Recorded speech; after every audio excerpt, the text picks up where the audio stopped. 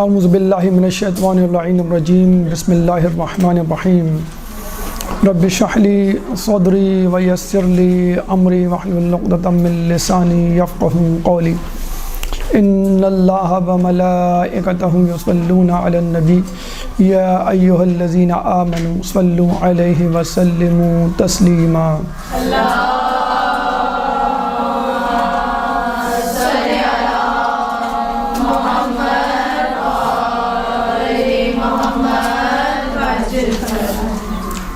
ایام فاطمیہ کا اہم ترین پیغام خطبہ فدق ہے۔ ویسے بھی اسلامی تاریخ میں جو دو اہم ترین خطبے گزرے ہیں ان میں ایک خطبہ فدق اور دوسرا خطبہ غدیر۔ دونوں میں فرق یہ ہے کہ خطبہ غدیر میں پہلے خطبہ دیا گیا اور اس کے بعد عہد و پیمان باندھے گئے، اور خطبہ فدق میں عہد شکنی کے بعد خطبہ دیا گیا اور لوگوں کی توجہ ان کی بے وفائی اور عہد شکنی بیعت شکنی کی طرف دلائی گئی۔ یہ خطبہ اتنا اہم ہے کہ اہل بیت اپنے گھرانے میں اپنے بچوں کو یہ خطبہ زبانی یاد کروایا کرتے تھے۔ جناب زید فرماتے ہیں کہ مجھے میرے بابا نے یہ خطبہ زبانی یاد کروایا۔ اس کے علاوہ ایک تیسرا خطبہ جو اہمیت کا حامل ہے اور نہج البلاغہ میں بھی ملے گا وہ ہے خطبہ شقشقیہ، اور یہ تیسرے نمبر پہ اتفاقاً خطبہ ہے نہج البلاغہ میں موجود۔ شقشقیہ شقشقتن سے نکلا ہے، یعنی اونٹ کے منہ میں جو زبان ہوتی ہے غصے کے وقت وہ باہر نکل آتی ہے۔ اس کا نام شقشقیہ یوں پڑا کہ مولا علی ایک دفعہ اپنے اوپر ہونے والے مظالم کا تذکرہ کر رہے تھے اور آنے والے حالات سے بھی لوگوں کو آگاہی دے رہے تھے، اور ان کی فصاحت و بلاغت اور جذبات عروج پر جانے والے تھے۔ لیکن اس سے پہلے کہ وہ خطبہ مکمل کرتے ایک سائل آیا، اس نے کوئی سوال پوچھا، مولانا نے جواب دیا، اس کے بعد خاموش ہو گئے۔ ابن عباس اور دیگر افراد جو وہاں بیٹھے ہوئے تھے انہوں نے کہا مولا آپ اپنا خطبہ مکمل کیجئے۔ تو مولا نے کہا ہے ہاتھ یا ابن عباس تلک شقشقۃ حضرت ثم قرت، ہائے افسوس یا ابن عباس یہ تو گوشت کا لوتھڑا تھا جو ابھرا اور پھر دب گیا۔ یعنی جس طرح اونٹ غصے میں آتا ہے اور اس کی زبان غصے میں باہر نکلتی ہے، لگتا ہے کہ پوری نکل آئے گی لیکن وہ پوری نہیں نکل پاتی اور پھر اس کا غصہ ٹھنڈا ہو جاتا ہے۔ اسی طرح مولا علی غصے میں آئے اور بہت کچھ کہنا چاہ رہے تھے لیکن کہہ نہ سکے مصلحت خداوندی کے تحت اور اس عہد کے تحت کہ جو انہوں نے رسول اللہ سے باندھا تھا۔ جو لوگ خطبہ شقشقیہ پڑھتے ہیں ان کو ایک تشنگی محسوس ہوتی ہے، ادھورا پن لگتا ہے، اور وہ بھی ابن عباس اور دیگر افراد کی طرح سوچتے ہیں کہ مولا نے یہ خطبہ مکمل کیوں نہیں کیا، کیا ہی اچھا ہوتا کہ اس کی تکمیل ہوتی اور ہمیں بھی پتہ چلتا کہ مولا کے سینے میں کیا جذبات کیا احساسات موجزن ہیں۔ تو ان لوگوں کے لیے جو بہت زیادہ مشتاق ہیں کہ اس خطبہ شقشقیہ کو مکمل سنیں، عرض یہ ہے کہ وہ خطبہ فدق پڑھیں تو انشاءاللہ ان کی یہ تشنگی دور ہو جائے گی۔ مولا جو کہنا چاہ رہے تھے اور نہ کہہ سکے، کسی مصلحت کے تحت بی بی نے وہ کہہ دیا۔ خطبہ فدق دراصل کمپلیمنٹ ہے بلکہ سپلیمنٹ ٹو خطبہ شقشقیہ ہے۔ کمپلیمنٹ اس لیے کہ یہ خطبہ شقشقیہ کی تکمیل کرتا ہے اور جو باتیں کہنے سے رہ گئی تھیں مولا علی کی زبان مقدس سے وہ بی بی نے کہہ دی، اور سپلیمنٹ اس لیے کہ اس میں کچھ اضافی باتیں بھی ہیں، یعنی آنے والے حالات کس طرف پلٹا کھائیں گے اور لوگوں نے جو عہد شکنی بیعت شکنی بے وفائی کی ہے ان کو ان کی کارگزاری کی کیا سزا ملے گی، اس کا تمام نقشہ جناب سیدہ نے اس خطبے میں کھینچ دیا، پڑھ دیا، سنا دیا۔ یہ خطبہ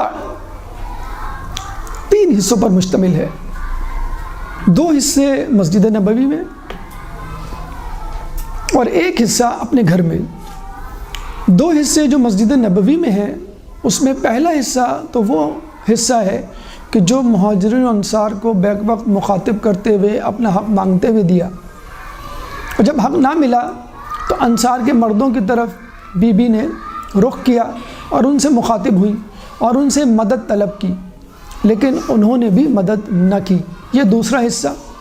اس کے بعد بی بی جب گھر آ جاتی ہیں تو بی بی کے پاس انصار کی خواتین آتی ہیں دوسرے دن، صبح کے وقت، دن کے وقت، اور ان سے پوچھتی ہیں کیف اصبحتو، آپ نے کیسے صبح کی، یعنی how are you, how is everything, آپ کی طبیعت کیسی ہے، آپ کیسے محسوس کر رہی ہیں۔ جیسے کسی کے ساتھ کوئی حادثہ ہو جائے، کوئی موت واقع ہو جائے، کوئی سانحہ ہو جائے، تو دوسرے دن اس کے گھر لوگ پہنچ جاتے ہیں دلاسا دینے، تسلی دینے، تشفی دینے، غم کو شیئر کرنے کے لیے۔ تو بی بی نے یہ نہیں کہا کہ ہاں میں ٹھیک ہوں اور انشاءاللہ سب کچھ ٹھیک ہو جائے گا، کوئی بات نہیں، جو ہوا سو ہوا، نہیں۔ بی بی نے مکمل طور پر اپنے دل کی بھڑاس نکالی، اور جو رہ گیا تھا کہنے سے خطبہ فدق میں، دربار میں اور خطبہ شقشقیہ میں، بس وہ تمام باتیں انصار کی خواتین کے ساتھ کہہ ڈالی۔ عموماً یہ حصہ کہنے سے رہ جاتا ہے، چنانچہ ہم نے سوچا کہ آج اسی حصے کو، یعنی تیسرے حصے کو بی بی کے خطبے کو موضوع سخن بنائیں۔ خطبہ فدق، انصار کی خواتین سے خطاب، یہ ہمارا موضوع ہے۔ خطبہ فدق کا وہ ٹکڑا کہ جو بی بی نے اپنے گھر پہ دیا، انصار کی خواتین کے سامنے دیا، دربار میں نہیں دیا۔ اور کچھ روایات کے مطابق بی بی نے یہ باتیں، یہ بقیہ حصہ بستر مرگ پر شہادت سے کچھ دن پہلے یا کچھ وقت پہلے دیا۔ بہرحال یہ ٹکڑا یعنی خطبہ فدق انصار کی خواتین سے خطاب تتمہ ہے، کمپلیمنٹ ہے خطبہ فدق کا بھی اور خطبہ شقشقیہ کا۔ آئیے اس خطبے کو دیکھتے ہیں، پڑھتے ہیں، سنتے ہیں، سمجھتے ہیں، اور اس میں سے حاصل ہونے والے پیغامات سمجھنے کی، اخذ کرنے کی کوشش کرتے ہیں کہ بی بی نے آئندہ آنے والے حالات پہ کس طرح روشنی ڈالی، اپنے اوپر ہونے والے مظالم کا کس طرح تذکرہ کیا، لوگوں کی روش بے وفائی کس طرح تشدد ازبام کی۔ کم و بیش 14 پیغامات، 14 نکات، 14 باتیں انشاءاللہ ہم آپ کے سامنے کرنے جا رہے ہیں کہ جو بی بی کے اس خطبہ فدق کے ٹکڑے میں بی بی نے بیان کی۔ تو ہر نکتہ، ہر پیغام اپنے ساتھ ایک توضیح، تشریح لائے گا، وہ بھی ہم آپ کے سامنے کوشش کریں گے پیش کریں۔ آئیے خطبہ شروع کرتے ہیں۔ ایک درود پڑھ دیں محمد والے محمد۔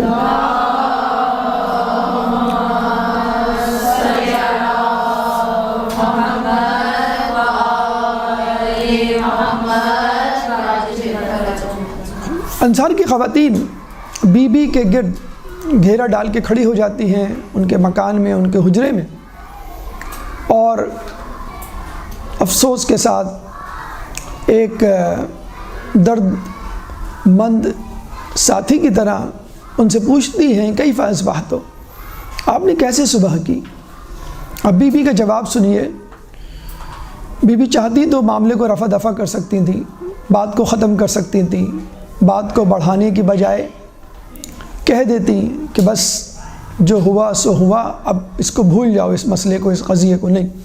جب انہوں نے پوچھا کیف اصبحتو، آپ نے کیسے صبح کی، تو بی بی نے کہا کہ میں نے اس حالت میں صبح کی کہ میں تمہاری دنیا سے بیزار، میں تمہارے مردوں سے متنفر، میں نے ان کا امتحان لیا اور پھر ان کو دھتکار دیا۔ کیسی بری ہے یہ کند کاری، کیسی بری ہے یہ سنجیدگی کے بعد بازیگری۔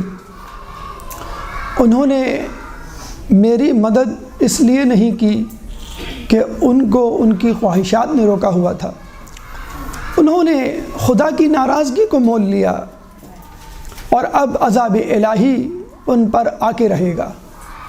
بس میں نے فدق کی رسی ان کے گلے میں ڈال دی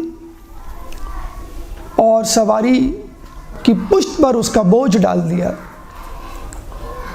خدا کرے کہ اس سواری کی نکیل ٹوٹ جائے، کوچے کٹ جائیں اور یہ لوگ رحمت الہی سے دور ہو جائیں۔ یہ پہلا first and the foremost رد عمل رسپانس ریئیکشن تھا بی بی کا کئی فاسبحتوں کے جواب میں۔ دیکھیے انصار کی خواتین تھیں، چنانچہ انصار کے مردوں کی بے وفائی کا خصوصی طور پہ تذکرہ کیا، اور وہ اس لیے کیا، اور یہ جملہ خصوصی طور پہ کہ سنجیدگی کے بعد بازیگری، یعنی ایک بچہ، ایک شخص بہت سنجیدگی سے کوئی کام کرتا ہے، پھر ایک دم سے وہ تبدیل ہو جاتا ہے، اس کی طبیعت، اس کی روش، اور وہ کھیل تماشے کرنے لگتا ہے، اپنے فرائض کی انجام دہی میں کوتاہی کرنے لگتا ہے۔ تو بی بی نے کہا کہ تم انصار لوگ تو بہت سیریس سنجیدہ لوگ تھے، تم لوگوں کو کیا ہو گیا؟ جن لوگوں نے باغ غصب کیا، خلافت غصب کی، ٹھیک ہے وہ تو تھے ہی تھے برے، لیکن تم لوگوں کو کیا ہو گیا؟ وہ لوگ تو اس قبیلے سے، اس جگہ سے تعلق رکھتے تھے کہ جہاں پر رسول پر ظلم برسائے جاتے تھے، اوجڑی پھینکی جاتی تھی، کوڑا پھینکا جاتا تھا، لعن طعن کیا جاتا تھا، اور اس جگہ سے پھر رسول اللہ ہجرت کر کے مدینے گئے۔ تم تو وہ لوگوں کہ جن لوگوں نے فرام دا فرسٹ ڈے، پہلے دن سے رسول کو خوش آمدید کہا، ایک دن بھی رسول کی مخالفت میں نہیں گزارا تھا انصار نے، بلکہ شروع دن سے پہلے ہی آپ اگر تاریخ کی کتابوں کو کھنگالیں آپ کو پتہ چلے گا کہ رسول اللہ مکے کے مشرکین کو، کفار کو دعوت دیتے دیتے تھک جاتے اور ان سے کوئی مثبت نتیجہ نہ نکلتا تو پھر بھی اپنے گھر نہ آتے۔ جیسے کوئی مزدور کام کی تلاش میں نکلے، اس کو کوئی کام نہ ملے تو پھر بھی وہ راستے میں بیٹھ جاتا ہے کہ کاش کوئی رک جائے اور میری بات سن لے، مجھے کام مل جائے۔ تو بس رسول اللہ بھی رسالت کا کام کرنے نکلے تھے۔ جب مکے والے ان سے بے رخی سے بات کرتے تو وہ کیا کرتے؟ تھک ہار کے راستے میں بیٹھ جایا کرتے تھے۔ کوئی مسافر یہاں سے گزرے، کیونکہ مکے والوں کے سامنے ان کی شخصیت ایک منفی طور پہ ابھر چکی تھی کہ یہ ایک نیا دین لایا ہے اور ہمیں اس کو قبول نہیں کرنا ہے، تو وہ مسافر کی تلاش میں بیٹھ جاتے، کاش کوئی مسافر گزرے، میری بات سنے اور شاید مجھ پہ ایمان لیا ہے۔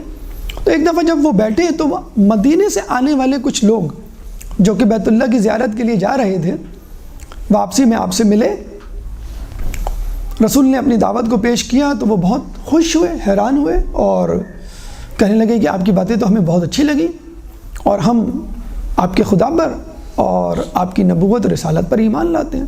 یہ 12 افراد تھے، اس کو ہم کہتے ہیں بیعت عقبہ اول۔ اب یہ چلے جاتے ہیں، جانے کے بعد اگلے سال پھر دوبارہ 75 لوگوں کو اپنے ساتھ لاتے ہیں اور رسول اللہ اسی طرح راستے میں بیٹھے ہوئے ہوتے ہیں۔ یہ لوگ ان کے پاس آتے ہیں اور کہتے ہیں کہ یہ وہی شخص ہے جس سے ہم پچھلے سال ملے تھے اور ہم اس پہ ایمان لائے۔ یہ 75 لوگ رسول اللہ کی باتیں سن کر ان کے ساتھ آئے تھے۔ جب یہ رسول کی باتیں سنتے ہیں یہ بھی بڑے خوش ہوتے ہیں، کہتے ہیں کہ ہم نے تو آپ کو ویسے ہی پایا جیسا سنا، ہم بھی آپ پہ ایمان لاتے ہیں، آپ کی توحید پر اور آپ کی رسالت پر۔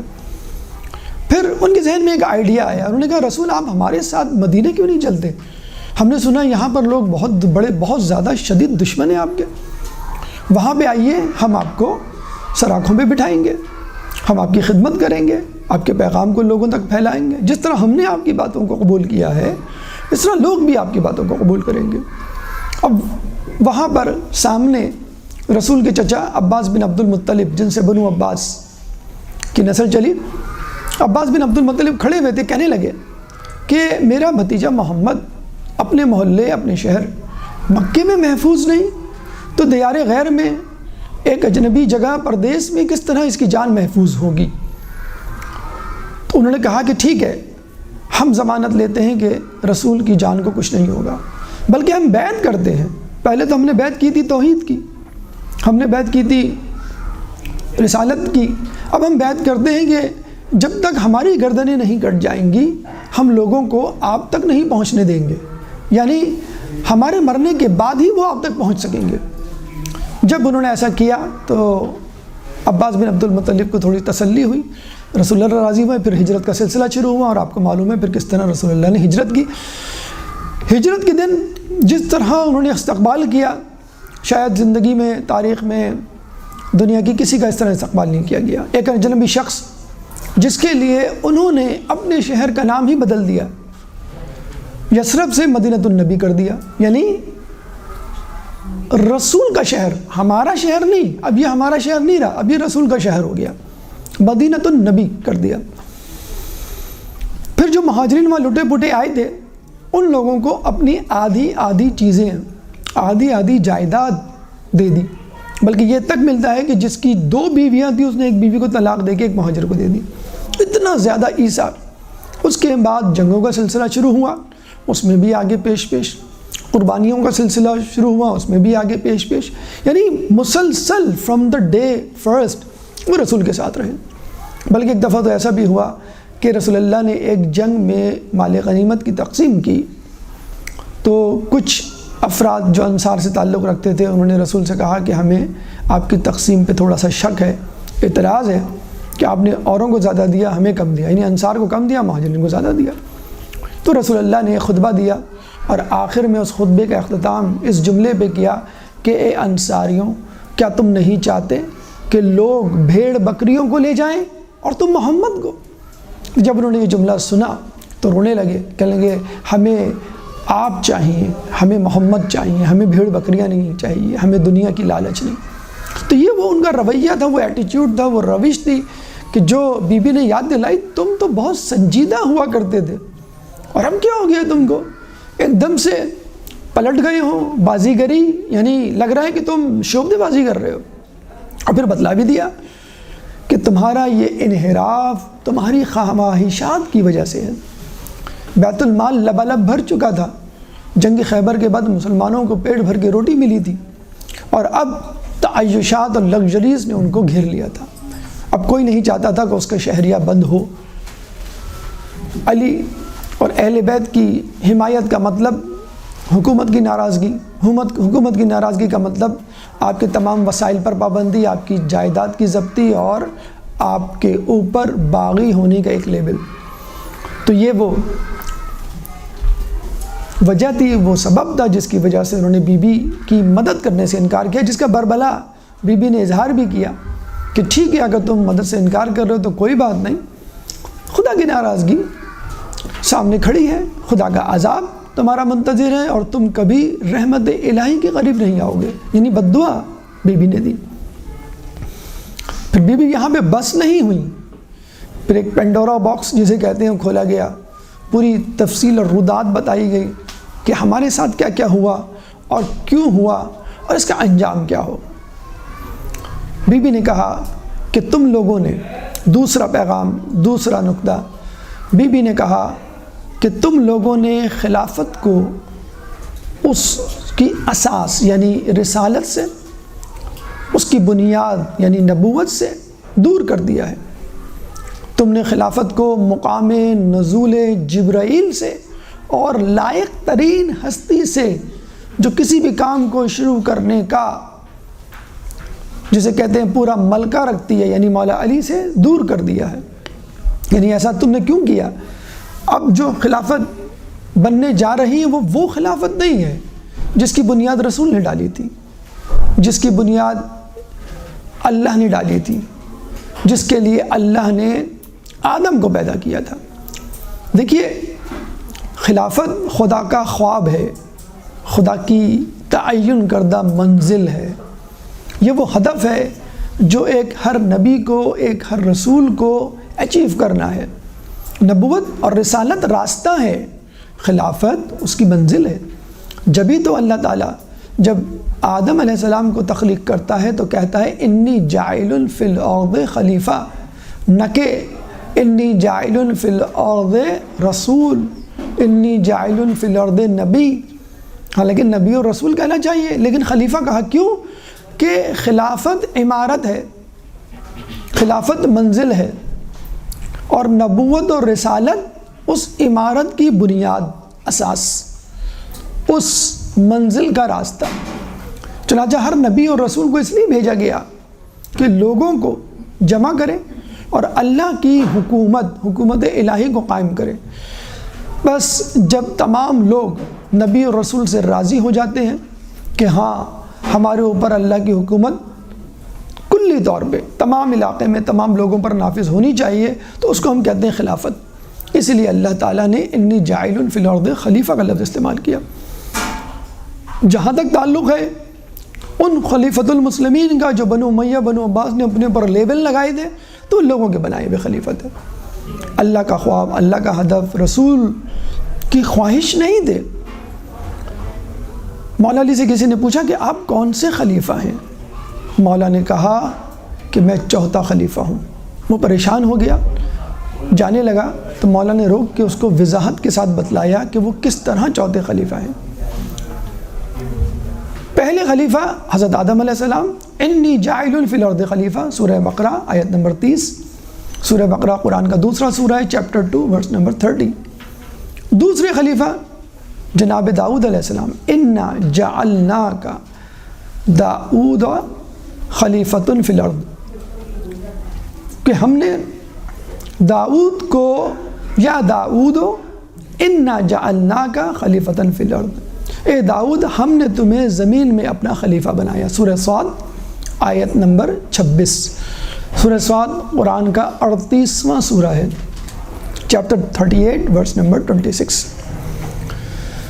دوسرے خلیفہ جناب داؤد علیہ السلام۔ تیسرے خلیفہ ہارون علیہ السلام، کہ جن کے لیے جناب موسیٰ علیہ السلام نے دعا کی اور ان کو اپنے پیچھے خلیفہ بنایا جب وہ کوہ طور پہ گئے، کہ قال لأخیہ موسیٰ ہارون اخلفنی فی قومی، اور موسیٰ علیہ السلام نے اپنے بھائی ہارون سے کہا کہ میرے پیچھے خلافت کرو، یعنی میرے پیچھے میرے امور کی نگرانی اور نگہبانی کرو۔ سورہ اعراف آیت نمبر 142۔ سورہ اعراف قرآن کا 7واں سورہ ہے، چیپٹر 7 ورس نمبر 142۔ چوتھے خلیفہ مولا علی، کہ جب دعوت ذو العشیرہ میں رسول اللہ نے پوچھا کہ کون اس اسلام کی دعوت میں میرا معاون و مددگار ہوگا، تو کوئی کھڑا نہ ہوا، کسی نے ہاتھ نہیں بلند کیا۔ مولا علی نے 3 مرتبہ، تیسری مرتبہ رسول اللہ نے اعلان کیا، انت وزیری و وصیی و خلیفتی، پس تم میرے وزیر ہو، وصی ہو اور میرے خلیفہ ہو۔ تو اس طرح مولا علی خلیفہ ہوئے، لیکن خلیفہ الہی، نہ کہ خلیفۃ الناس، لوگوں کے بنائے ہوئے خلیفہ نہیں، بلکہ اللہ کے بنائے ہوئے خلیفہ۔ نہیں، یہ دعوت ذو العشیرہ میں انہوں نے کہا تھا رسول اللہ۔ جی، اس کی آیت نہیں ہے، یہ رسول کی حدیث ہے۔ تمام باتیں قرآن میں موجود نہیں ہیں۔ نماز کا طریقہ رسول نے ہمیں بتایا ہے، حتیٰ کہ نمازوں کے نام بھی قرآن میں موجود نہیں ہیں۔ اگر انتا وزیری وصی و خلیفتی ہو جاتا تو انتا کا مصداق کسی اور کو لے لیا جاتا۔ جب کہا تھا یا ایھا الرسول بلغ ما انزل الیک من ربک وان لم تفعل فما بلغت رسالتہ، تو لوگ کہتے ہیں کہ رسول اللہ کے لیے عمومی پیغام ہے کہ بس پیغام پہنچا دو۔ تو قرآن میں اگر کچھ بھی لکھا جاتا، حتیٰ کہ نام بھی لکھا جاتا، تو کہہ دیا جاتا علی کا مطلب ہے اعلیٰ، اور فلاں بڑے اعلیٰ تھے، اس لیے ان کو حکومت دی گئی۔ تو یہ 4 خلیفہ، اور رسول اللہ اور خدا کا ویژن جو تھا، یا ان کی جو منزل تھی یا ہدف تھا، وہ یہی خلیفہ تھے جو اللہ کی طرف سے منتخب ہوئے۔ تو بی بی نے، آپ نے دیکھا کہ فوراً ہی خلافت کا تذکرہ شروع کر دیا۔ دراصل بی بی تو بےتاب تھی کہ لوگوں کو خلافت علی کے غصب کرنے کی یاد دہانی اور ان کی بے وفائی کا تذکرہ کیا جائے، لوگوں کو بتلایا جائے کہ تم نے کیا کیا ہے۔ باقی فتق تو ایک بہانہ تھا کہ جس کے پریٹیکس میں، جس کے پس منظر میں انہوں نے خلافت لی، اصل موضوع خلافت علی ہی تھا۔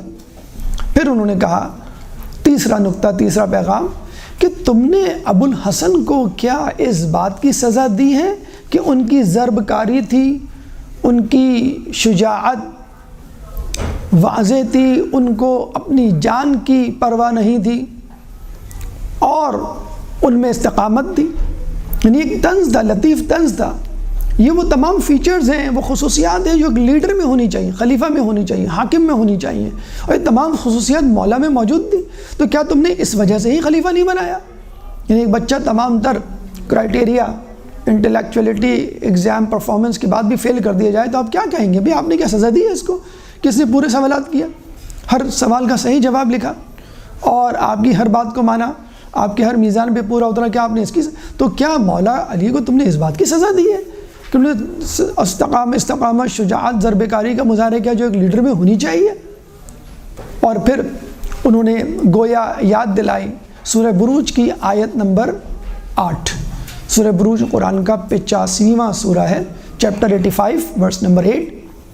وَمَا نَقَمُوا مِنْهُمْ إِلَّا أَن يُؤْمِنُوا بِاللَّهِ الْعَزِيزِ الْحَمِيدِ، ان لوگوں نے اہل ایمان کو فقط اس بات کی سزا دی، اس بات کا انتقام لیا، إِلَّا أَن يُؤْمِنُوا، کہ انہوں نے کہا کہ ہم اللہ پر ایمان لائے جو عزیز اور حمید ہے، غالب اور قابل ستائش۔ تو جس طرح لوگوں کو سزا دی گئی، لوگوں سے انتقام لیا گیا کہ وہ ایمان لائے، اسی طرح مولا علی سے بھی حسد کیا گیا، اس شجاعت کا، سخاوت کا، عبادت کا، ہر اس خصوصیت کا جو ایک مومن میں ہونی چاہیے۔ دیکھیے مولا علی سے دو قسم کے لوگوں نے حسد کیا۔ ایک تو وہ کہ جو باہر کے لوگ تھے، دشمنان دین تھے، غیر مسلمان تھے، غیر مومن تھے۔ مولا علی فرماتے ہیں جب ان سے پوچھا گیا کہ آپ افضل ہیں کہ موسیٰ، تو انہوں نے کہا کہ موسیٰ علیہ السلام کو جب اللہ تعالیٰ نے فرعون کی طرف جانے کا کہا، اذهب الى فرعون انه طغى، تو جاؤ فرعون کی طرف، وہ باغی ہو گیا ہے، تو موسیٰ علیہ السلام نے فوراً دعا کی، قال رب اشرح لي صدري ويسر لي امري واحلل عقدة من لساني يفقهوا قولي واجعل لي وزيرا من اهلي هارون اخي، کہ اللہ رب اشرح لي صدری، میرا شرح صدر کھول دے، میرا سینہ کھول دے، یعنی ایکوموڈیٹ کر سکوں، میں تیری باتوں کو سمجھ سکوں، ویسر لی امری، اور میرے کام کو آسان بنا، واحلل عقدۃ من لسانی، میری زبان کی گرہ کھول دے کہ میں آسانی سے اپنی گفتگو تسلسل سے فن خطابت کی تمام تر رعنائیوں کے ساتھ گفتگو کروں، فصاحت و بلاغت کے ساتھ، واحلل عقدۃ من لسانی یفقہوا قولی، اور لوگوں کو میری بات سمجھا دے۔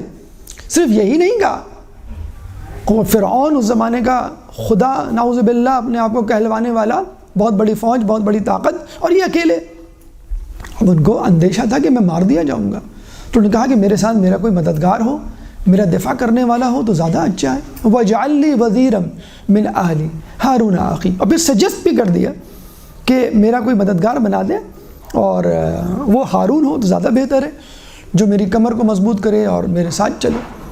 مولا فرماتے ہیں فتح مکہ کے دن جب رسول نے مجھے مکے والوں کے پاس بھیجا تو میں جس راستے سے گزرتا، دائیں بائیں جس طرف بھی گھر ہوتے، ہر گھر میں میرے ہاتھ سے مارا ہوا ایک مقتول موجود تھا، ایک مقتول کی کہانی موجود تھی، یعنی کوئی گھر ایسا نہیں تھا کہ جس میں علی کے ہاتھوں سے مارا گیا کوئی شخص مرحوم نہ ہو چکا ہو، جہنم واصل نہ ہو چکا ہو۔ تو آپ اندازہ لگا سکتے ہیں کہ مولا علی کے لیے حسد، کینہ، بغض، انتقام کی آگ کتنی بلند ہوگی مکے کے مشرکین میں، اور کوئی کسی وقت بھی حملہ کر سکتا تھا مولا علی پہ، راہ گزرتے ہوئے ٹارگٹ کلنگ جسے ہم کہتے ہیں بہت آسان ہوتا۔ تو مولا علی کے دل میں اسی طرح کا اضطراب اور ڈر خوف پیدا ہونا چاہیے، جس طرح موسیٰ، وہ بھی کہہ سکتے تھے کہ رسول اللہ میرے لیے کوئی ساتھی کر دیں جو میرے ساتھ جائے، لیکن وہ اکیلے گئے، اس لیے علی موسیٰ سے افضل۔ تو یہ وہ حسد تھا جو دشمنوں کے پاس تھا، جو مشرکین، لیکن اپنوں نے کیوں حسد کیا؟ اپنوں کا حسد وہی حسد تھا جو ابلیس کا حسد تھا، بہت پاک باز بنتا تھا، بہت متقی بنتا تھا، بہت عابد بنتا تھا، لیکن جب کہا گیا انی جاعل فی الارض خلیفہ، اس نے کہا نہیں، یہ مجھ سے افضل نہیں ہے، میں افضل ہوں، میں نور سے بنا ہوں، یہ مٹی سے بنے، اور ویسے بھی میں نے عبادت کی ہے، 4 رکعت نماز 2000 سال میں مکمل کی تھی۔ امام ششم فرماتے ہیں نہیں معلوم کہ وہ 2 سال یہاں کے ہیں یا وہاں کے، بس وہ پیچھے رہ گیا۔ ابن عباس سے کسی نے پوچھا کہ کیا تمہارے عمزاد علی کے دل سے خلافت کی خواہش ختم ہو گئی یا ابھی تک باقی ہے؟ تو ابن عباس سے صاف کہا کہ میرے عمزاد علی خلافت کا حق رکھتے تھے، حق رکھتے ہیں، خواہش کی کیا بات۔ اور لوگوں نے جو ہے ان سے انتقام لیا۔ تو کہنے والے نے کہا کہ تم بنی ہاشم کے دلوں سے کینے نہیں جائیں گے۔ تم لوگ کیا سمجھتے ہو؟ کیا ہم لوگوں نے تم سے حسد کی بنیاد پر خلافت کو چھینا ہے؟ تو ابن عباس نے بہت خوبصورت جواب دیا کہ ہم آدم ہی کی تو اولاد میں سے ہیں جس پر حسد کیا گیا تھا، تو اگر ہم سے بھی حسد کیا جائے تو کیا عجب۔ اور پھر وہاں سے اٹھ کے جانے لگے یہ کہہ کر کہ ہم اہل بیت کے تم پر کچھ حق ہیں، کچھ حقوق ہیں، اگر ادا کرو گے تو فائدے میں رہو گے ورنہ نقصان میں۔ قُلْ لَا أَسْأَلُكُمْ عَلَيْهِ أَجْرًا إِلَّا الْمَوَدَّةَ فِي الْقُرْبَى، یہ وہ حق ہے کہ مودت کرو میرے اہل بیت سے اگر تم اجر رسالت کو واپس کرنا چاہتے ہو۔ یہ غیروں کا، دشمنوں کا حسد تو تھا کہ علی کے فضائل واضح طور پہ سامنے نہ آ سکے۔ ابن الحدید معتزلی کہتا ہے کہ علی کے فضائل کا کیا کہنا کہ جن کو دشمنوں نے حسد کی وجہ سے اور اپنوں نے خوف کی وجہ سے چھپایا، لیکن افسوس اس بات کا ہے کہ بحیثیت مجموعی امت نے، عام لوگوں نے علی کی مخالفت کیوں کی یا علی کی حمایت میں زبان کیوں نہیں کھولی۔ تو مولا علی بہت خوبصورت بات کرتے ہیں کہ لوگ حکمرانوں سے ان کے ظلم کی وجہ سے نفرت کرتے ہیں اور لوگوں نے میرے انصاف کی وجہ سے مجھ سے نفرت کی۔ یعنی انصاف کی تلوار اتنی ضرب کاری رکھتی تھی کہ کوئی شخص علی سے کسی قسم کی امید نہیں رکھ سکتا تھا، چاہے وہ علی کا اپنا سگا بھائی کیوں نہ ہو۔ جناب عقیل کو انہوں نے بیت المال سے قرض دینے سے انکار کر دیا تھا نا، جب کہا گیا تو انہوں نے قرض دینے کی بجائے، مال دینے کی بجائے گرم لوہے کی سلاخ جو ہے ان کے ہاتھ میں رکھ دی۔ تو یہ وہ خوبیاں تھیں، وہ صفات تھیں جو بی بی نے ان سے کہی تنزن کہ تم نے شاید انہی خصوصیات کی وجہ سے ابو الحسن کو خلافت سے دور کر دیا۔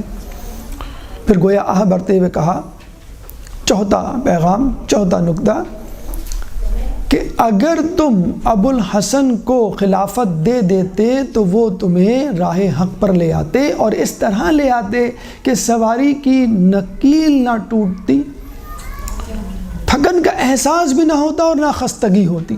بھی دیکھیں ایک استاد ہے، وہ ایک بچے کو پڑھاتا ہے، وہ شرارت کرتا ہے، ایک دفعہ اس کو روکتا ہے، 2 مرتبہ روکتا ہے، پیار محبت سے سمجھاتا ہے، پھر بالآخر سزا دیتا ہے، مارتا ہے، پیٹتا ہے۔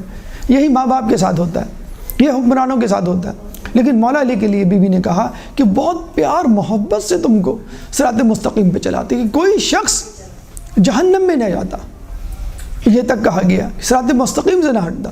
کیوں؟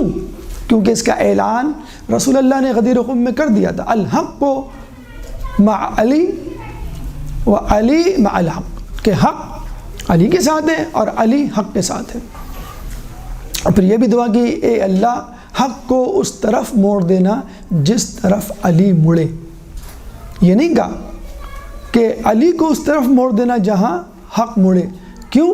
کہ اگر لوگوں کو کبھی علی ایک طرف نظر آئے اور حق ایک طرف نظر آئے تو ان کو چاہیے کہ وہ علی کا انتخاب کریں۔ کیوں؟ کہ جس کو وہ حق سمجھ رہے ہیں وہ حق ہو ہی نہیں سکتا۔ یہ کیسے ممکن ہے کہ علی حق سے جدا ہو جائیں؟ چنانچہ یہ دونوں ہمیشہ ساتھ رہیں گے، اور اگر تمہیں کبھی ان دونوں کا انتخاب کرنا پڑے تو علی کا انتخاب کرنا، کیونکہ جس کو تم حق سمجھ رہے ہوگے وہ حق نہیں ہوگا۔ اس کے بعد 5واں نکتہ، بی بی نے کہا کہ اگر تم ان کو خلیفہ بنا دیتے تو وہ تم کو نہ صرف صراط مستقیم پہ رکھتے بلکہ چشموں سے سیراب کرتے جن کے کنارے چھلکتے ہوں گے۔ دیکھیں، آپ ایروپلین میں چڑھتے ہیں، آپ کو فکر نہیں ہوتی کہ میں فضاؤں میں ہوں گا، ہزاروں میٹر کی بلندی پر ہوں گا، پتہ نہیں جہاز گر جائے، میں مر جاؤں۔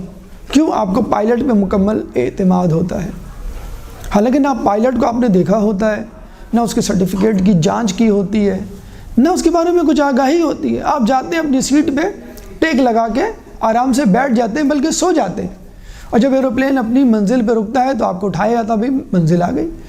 تو ہمارا بھی یہ حال ہوتا، ہمیں تو پائلٹ یعنی رہبر اپنے لیڈر مولا کی امیر المومنین کی صفات کا سب کچھ معلوم تھا، ان کا ماضی ہمارے سامنے تھا، لوگوں کے سامنے تھا، ان کی شجاعت، ان کی سخاوت، ان کی عبادت، ہر چیز سامنے تھی۔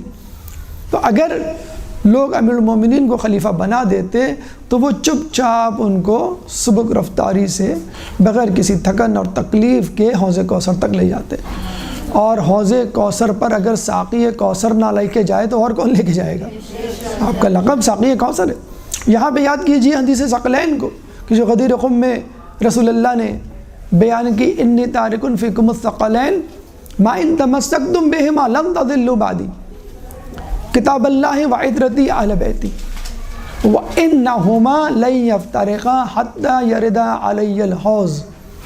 انی تارک فیکم الثقلین، میں تمہارے لیے اپنے پیچھے دو چیزیں چھوڑے جا رہا ہوں، ما ان تمسکتم بہما، اگر تم ان دونوں سے متمسک رہے، جڑے رہے، بہما تثنیہ کی ضمیر ہے، یعنی ان دونوں سے بیک وقت، ایک سے نہیں، یعنی یہ مت کہنا میرے بعد حسبنا کتاب اللہ، ہمارے لیے اللہ کی کتاب کافی، نہیں، بہما ان دونوں سے جڑے رہے، لن تضلوا بعدی، لن نفی ابدی کے لیے استعمال ہوتا ہے، جیسے اللہ نے موسیٰ علیہ السلام کو جواب دیا تھا جب انہوں نے کہا تھا کہ اللہ میں تیرا دیدار کرنا چاہتا ہوں، تو اللہ نے کہا تھا لن ترانی، تم مجھے کبھی نہیں دیکھ سکتے، نیور ایور، یعنی نہ دنیا میں نہ آخرت میں۔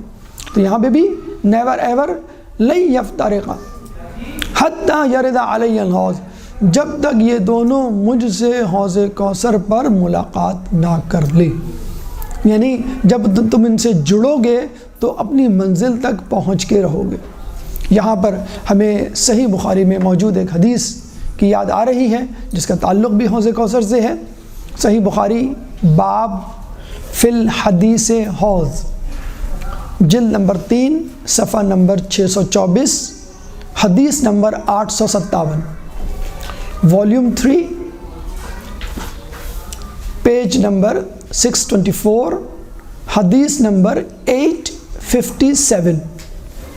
رسول اللہ حوض کوثر پہ کھڑے ہوں گے، کچھ لوگ ان کی طرف آنے کی کوشش کریں گے، رسول اللہ ان کو خوش آمدید کہنے والے ہوں گے، فرشتے ان کو روک دیں گے ان لوگوں کو حوض کوثر پہ آنے سے۔ رسول کہیں گے اصحابی اصحابی، یہ تو میرے ساتھی ہیں، یہ تو میرے وہ لوگ ہیں جو شناسہ ہیں۔ تو فرشتے کہیں گے آپ کو نہیں معلوم کہ ان لوگوں نے آپ کے بعد کیسی کیسی دین میں بدعتیں ایجاد کی۔ اس کا مطلب کہ رسول اللہ کے خود ساتھیوں میں منافقین موجود تھے۔ جنگ احد اس بات کی گواہی دیتی ہے کہ جب عبداللہ بن ابی 300 ساتھیوں کو لے کر الگ کھڑا ہو گیا، تو اب آپ اندازہ لگا لیجئے، ایک طرف اہل بیت ہیں جو مکمل سرتاپا خیر ہیں اور کوئی امکان نہیں کہ وہ قرآن سے جدا ہوں گے، ایک طرف وہ لوگ ہیں جن کے بارے میں شک ہے کہ شاید ان میں منافقین بھی شامل ہوں، شاید ان میں وہ لوگ بھی شامل ہوں جو بدعت ایجاد کرنے والے ہوں، جیسے کہ صحیح بخاری کی حدیث کہہ رہی ہے۔ اس کے بعد بی بی نے ان دو صفات کا تذکرہ کیا کہ جو ایک شخص میں، ایک لیڈر میں، ایک حاکم میں ہونی چاہیے تاکہ وہ لوگوں کو صراط مستقیم پہ رکھے اور ان کو حوض کوثر سے سیراب کرے۔ ایک صفت صادق اور ایک صفت امین، اور یہ وہی دو صفات ہیں کہ جن کا تذکرہ رسول اللہ کے زمانے سے ہمیں ملتا ہے کہ رسول اللہ نے جب اپنی رسالت کا اعلان کیا تو اپنے آپ کو پہلے صادق اور امین کہلوایا اور پھر اپنی رسالت کو پیش کیا، اور یہی دو باتیں بی بی نے لوگوں کے سامنے پیش کی۔ لیکن یہ باتیں اور مزید جو پیغامات ہیں وہ انشاءاللہ ایک وقفے کے بعد ایک درود پڑھ دیں محمد والے محمد۔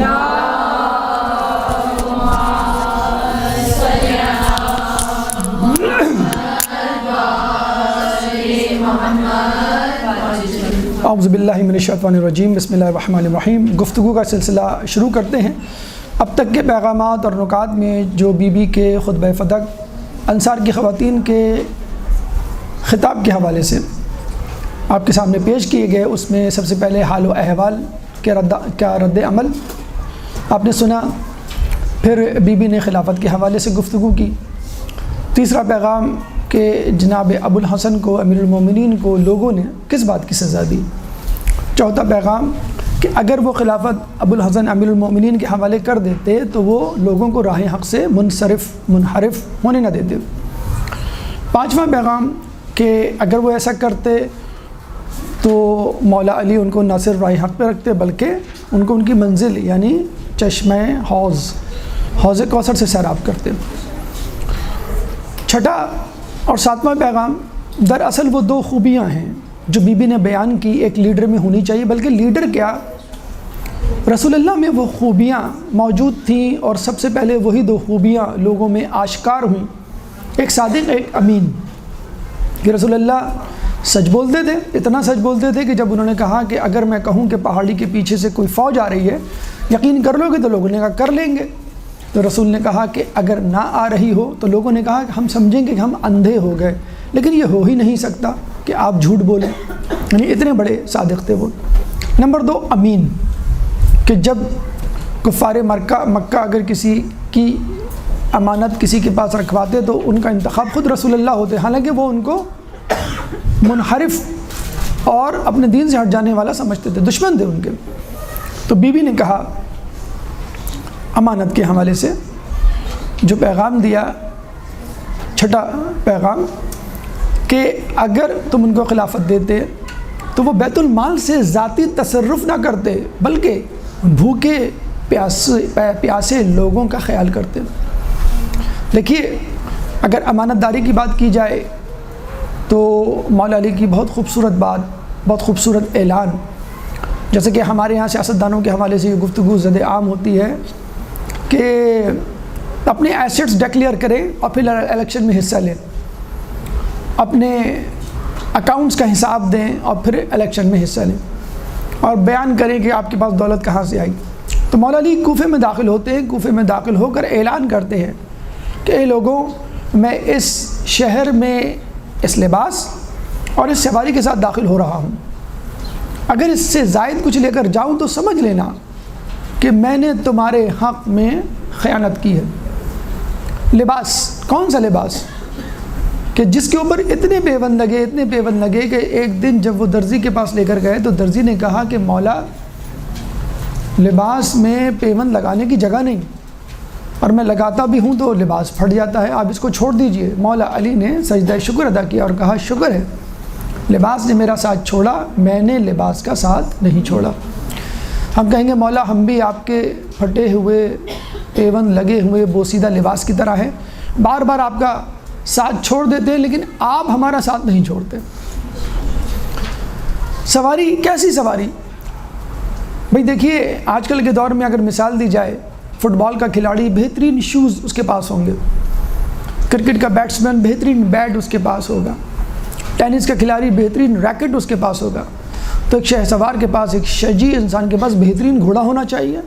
چلے ابتدائی دور میں تو اتنے مشہور و معروف نہیں تھے، جب خندق خیبر ہوئی تو لوگوں کو پتہ چل گیا کہ عرب کا بہترین شہ سوار کون ہے، تو علی کے لیے سزاوار تھا کہ وہ بہترین گھوڑا لے کے، کم از کم تلوار تو چلے ان کو اللہ کی طرف سے مل گئی، بہترین گھوڑا لے کے اترے، اور کہتے ہیں مریل ترین گھوڑا تھا، شاید تمام فوج میں مریل ترین گھوڑا مولا علی کا تھا، جو بھاگ کے نہیں دیتا تھا، فقط چلتا تھا۔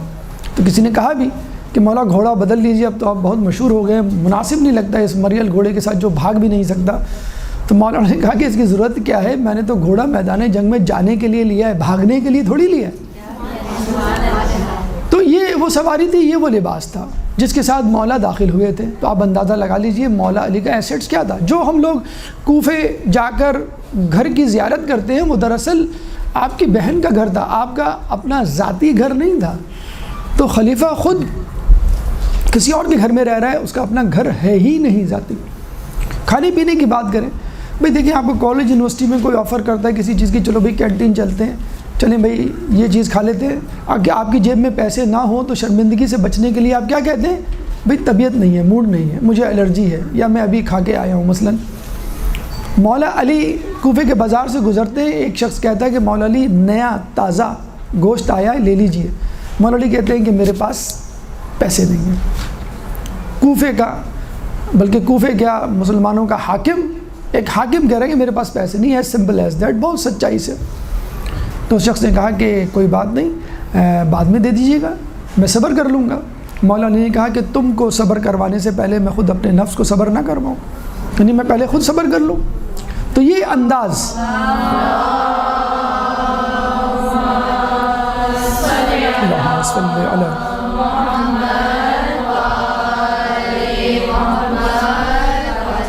تو یہ وہ امین شخصیت تھی کہ جس کے بارے میں بی بی نے کہا کہ اگر تم ان کو خلافت دے دیتے تو بیت المال سے ذاتی تصرف نہ کرتے. اور دیکھیے ہمیشہ یاد رکھیے کہ ایک کامیاب مرد کے پیچھے ایک عورت کا ہاتھ ہوتا ہے. کچھ لوگ کہتے ہیں کہ ناکام مرد کے پیچھے بہت ساری عورتوں کا ہاتھ ہوتا ہے. بہرحال اگر بی بی کی شخصیت ان کے پیچھے نہ ہوتی تو شاید مولا علی اپنے ان فضائل کا اظہار نہ کر پاتے. خود رسول اللہ اس بات کے گواہ ہیں. وہ خود کہا کرتے تھے کہ خدیجہ مجھ پر اس وقت ایمان لائی جب لوگ مجھے جھٹلا رہے تھے، جب میری مدد نہیں کر رہے تھے. بی بی نے خدیجہ نے میری اس وقت مدد کی اور مجھے اولاد دی جو کسی نے نہیں دی. تو مولا علی کے پیچھے بھی، مولا علی کی سخاوت کے پیچھے بی بی سیدہ کی قناعت تھی. اگر بی بی کی قناعت نہ ہوتی تو مولا علی کی سخاوت بھی نہ ہوتی.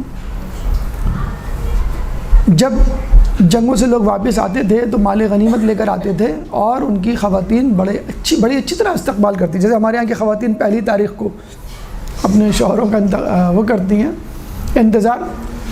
اب پہلی تاریخ کو شوہر تنخواہ لے کے گھر آ رہا ہو اور کسی دوست کا فون آ جائے کہ مجھے ضرورت ہے شدید پیسوں کی، اور وہ واپس پلٹ جائے اور پیسے دے کے واپس آئے، تو پھر عورت کس طرح استقبال کرے گی، چمچہ کفگیر یا سل بٹا جسے کہہ لیجئے. لیکن خیبر سے عام جنگوں کے بارے میں تو مشہور تھا کہ جب مولا واپس آتے تھے تو خالی ہاتھ آتے تھے. تو خیبر میں کہتے ہیں کہ اتنی کثرت سے مال غنیمت ملا کہ باقاعدہ مدینے کی عورتیں بی بی کے پاس آئیں اور کہنے لگیں کہ ہم دیکھتے ہیں کہ آج تمہارا شوہر خالی ہاتھ کیسے آتا ہے. مولا علی کی جو چادر ملی تھی اس میں جو سونا تھا، جب وہ سونا نکالا گیا تو 1000 مثقال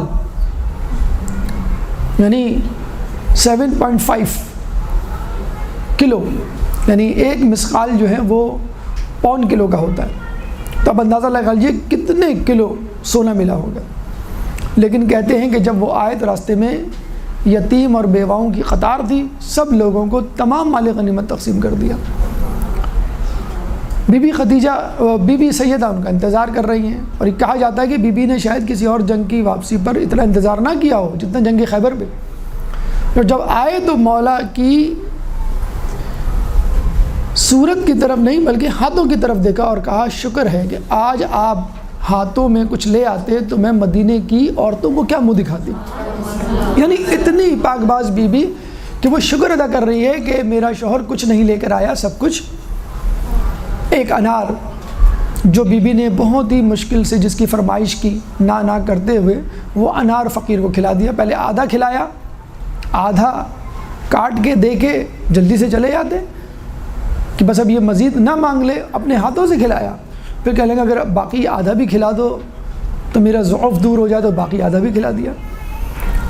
جو شخص آیا تھا کہنے لگا میں مسافر ہوں، مجھے کھانا چاہیے. رسول نے کہا کون اس کی مہمان نوازی کرے گا؟ تو مولا علی اپنے گھر لے گئے. جب اپنے گھر لے گئے تو بی بی سے پوچھا، انہوں نے کہا تو گھر میں کچھ بھی ہے ایک آدمی کا کھانا ہے، یا میں کھا لوں یا آپ کھا لیں یا مہمان کھا لیں یا 2 بچے مل کے کھا لیں. انہوں نے کہا بچوں کو تو سلا دو اور ہم اور تم نہیں کھائیں گے، بس تم مہمان کے سامنے رکھ دینا، میں چراغ گل کر دوں گا. چراغ گل کیا گیا. مولا علی ہاتھ چلاتے رہے اندھیرے میں اور ایک لقمہ تک اپنے منہ میں نہیں ڈالا. تو بی بی نے ساتھ دیا تو انہوں نے ایثار کا اظہار کیا، مہمان نوازی کی. تو علی کی بیت المال میں تصرف کی کوئی رودات ذاتی ہمیں نہیں ملتی. یہ تو علی کا جسے کہتے ہیں کہ طریقہ دار روش تھی اور ان کی امانت داری تھی. بی بی کی امانت داری کیا تھی؟ بی بی کا زہد و سخاوت کیا تھی اور انفاق کیا تھا؟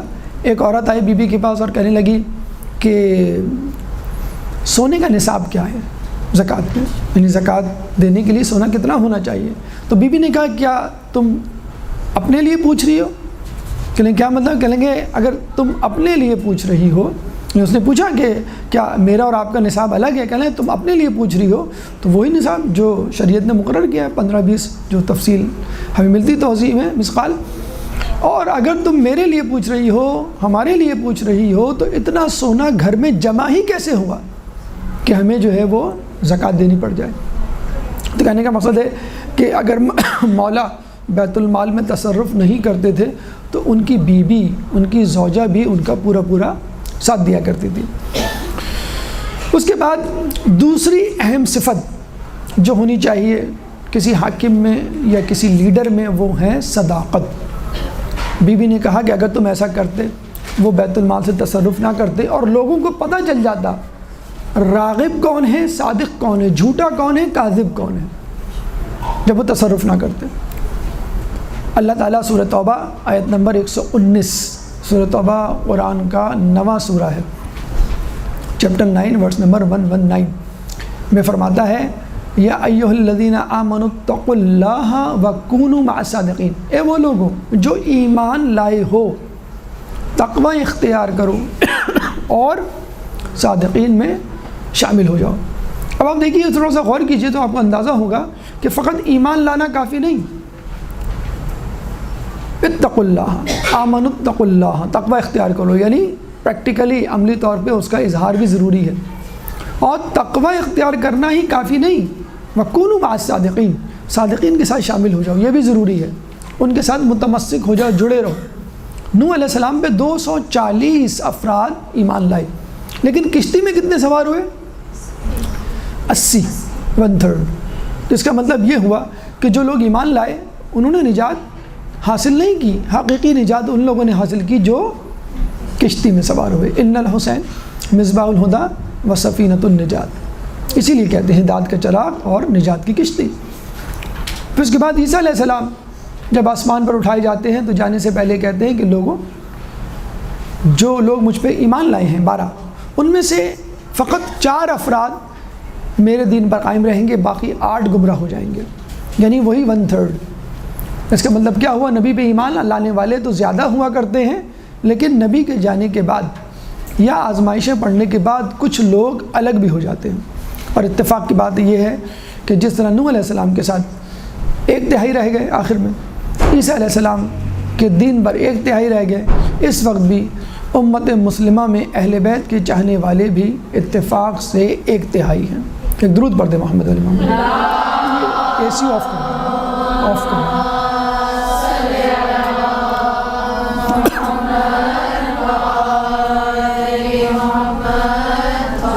لیکن کیا ہوا صادقین کے ساتھ؟ جو صادق، اچھا ایک اہم بات یہاں پر کہ ہم پہچانیں گے کیسے کہ صادق کون ہے؟ بہت آسان سا فارمولہ ہے کہ آپ جھوٹوں کو پہچان لیں۔ امام حسین کا قول ہے کہ اگر تمہیں حق نہ ملے تو یہ دیکھو کہ باطل کے تیروں کا رخ کس طرف ہے، بس سمجھ جاؤ کہ حق وہیں پر ہے۔ تو رسول کے زمانے میں جو وہ آیت آئی تھی فمن حاجک فیہ من بعد ما جاءک من العلم فقل تعالوا ندعو ابناءنا وابناءکم ونساءنا ونساءکم وانفسنا وانفسکم ثم نبتہل فنجعل لعنۃ اللہ علی الکاذبین، کہ حجت آنے کے بعد بھی یہ کٹ حجتی کریں تو ان سے کہو آؤ ہم بلائیں، اپنے بیٹوں کو تم بلاؤ، اپنے بیٹوں کو ہم بلائیں، اپنی عورتوں کو تم بلاؤ، اپنی عورتوں کو ہم بلائیں، اپنے نفس کو تم بلاؤ، اپنے نفس کو، اور اس کے بعد جھوٹ پر اللہ کی لعنت۔ تو وہ جھوٹے تھے، وہ کاذب تھے، ان کے مقابلے میں کون آیا؟ کیا فقط رسول آئے؟ جی نہیں، مولا علی بھی آئے۔ کیا فقط یہ دونوں تھے؟ جی نہیں، بی بی بھی تھی اور جناب حسنین بھی تھے۔ کوئی پانچواں نہیں تھا، کیوں کہ پانچواں صداقت یا صادق ہونے کی میزان پر اترتا ہی نہیں تھا، ورنہ رسول اس کو لے جاتے۔ میدان مباہلہ میں گویا رسول بتلانا چاہ رہے تھے کہ دیکھو ان لوگوں نے ثابت کر دیا کہ عیسائی جھوٹے ہیں، اور مباہلے نے ثابت کر دیا کہ یہ اہل بیت سچے ہیں، اب آئندہ ان اہل بیت کے مقابلے میں جو بھی آئے گا وہ جھوٹا ہوگا۔ چنانچہ اہل بیت کے مقابلے میں آنے والے ہمیشہ سے کاذب رہے، چاہے وہ مباہلے کا میدان ہو، چاہے وہ اقتدار کی کرسی۔ لیکن افسوس کہ ان لوگوں نے اہل بیت کو، بی بی کو جھٹلا دیا، اور جیسا کہ قرآن میں ہمیں ملتا ہے، سورہ اعراف آیت نمبر 96، سورہ اعراف قرآن کا 7واں سورہ ہے، چیپٹر 7 ورس نمبر 96، کہ وَلَوْ أَنَّ أَهْلَ الْقُرَىٰ آمَنُوا وَاتَّقَوْا، اگر اہل قریہ ایمان لے آتے اور تقوی اختیار کرتے،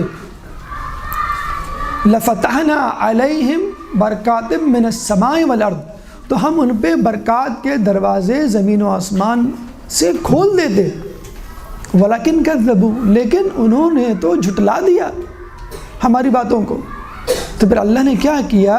فَأَخَذْنَاهُمْ بِمَا كَانُوا يَكْسِبُونَ، ہم نے ان کو پکڑ لیا ان اعمال، ان کرتوت کے سبب جو وہ کرتے ہوئے آئے تھے۔ سورہ اعراف آیت نمبر 96، چیپٹر 7 ورس نمبر 96۔ یعنی جو کچھ پہلے ہوا وہ آج بھی ہو رہا ہے، کہ تم نے صادقوں کو جھٹلا دیا، اور اس کے بعد اب تم تیار ہو جاؤ اللہ تعالیٰ کی گرفت۔ اور پھر لوگوں نے دیکھا کہ بعد میں کیا ہوا، آپس کی رسہ کشی، آپس کی جنگیں، اس کے بعد اغیار سے جنگیں، اس کے بعد ذلت و پستی، آج تک امت مسلمہ جس ذلت میں پس رہی ہے۔ کیوں؟ کہ انہوں نے رسول کے بعد رسول کے صحیح جانشین کا انتخاب نہیں کیا، انہوں نے رسول کے بعد اہل بیت پہ مظالم ڈھائے، انہوں نے رسول کے بعد بی بی کو ستایا اور غضبناک کیا۔ اس کے بعد بی بی نے بس نہیں کیا۔ دیکھیں، اگر کوئی سامنے والا کسی دلیل کے ساتھ، محکم دلیل کے ساتھ بات کرے تو آپ کو وہ بات سمجھ بھی آتی ہے کہ ہاں یہ بات جسے کہتے ہیں کہ صحیح ہو سکتی ہے۔ لیکن اس کے باوجود وہ اپنی ڈٹائی پہ قائم رہے۔ چنانچہ بی بی نے ایک اور پیغام دیا، نواں پیغام غالباً، کہ دلیل کے حوالے سے، کہ انہوں نے کس دلیل کو سند بنایا، کس ستون کا سہارا لیا، کس رسی سے متمسک ہوئے، کس ذریت کو ذکر پہنچائی۔ یعنی کیسی بھونڈی دلیل کہ جس کا سر نہ پیر، اور کس بات پہ وہ اترا رہے تھے، کیا طاقت کا گھمنڈ تھا، کون سی ایسی طاقت تھی، کرسی کی طاقت تھی جو آنے جانے والی حکومت کی طاقت تھی جو آنے جانے والی شے ہے، اور وہ یہ بھی نہیں دیکھ رہے کہ سامنے کون کھڑا ہے، ذریت، کس ذریت سے وہ ٹکر لے رہے ہیں، رسول کی ذریت کو جھٹلا رہے ہیں، رسول کی ذریت کو نقصان پہنچا رہے ہیں، ان کو ناراض کر رہے ہیں۔ دیکھیے اللہ تعالیٰ قرآن میں فرماتا ہے قُلْ هَاتُوا بُرْهَانَكُمْ إِن كُنتُمْ صَادِقِينَ، کن لوگوں کے لیے؟ کفار کے لیے، غیر مسلموں کے لیے، کہ اگر تمہارے پاس کوئی دلیل ہے تو لاؤ۔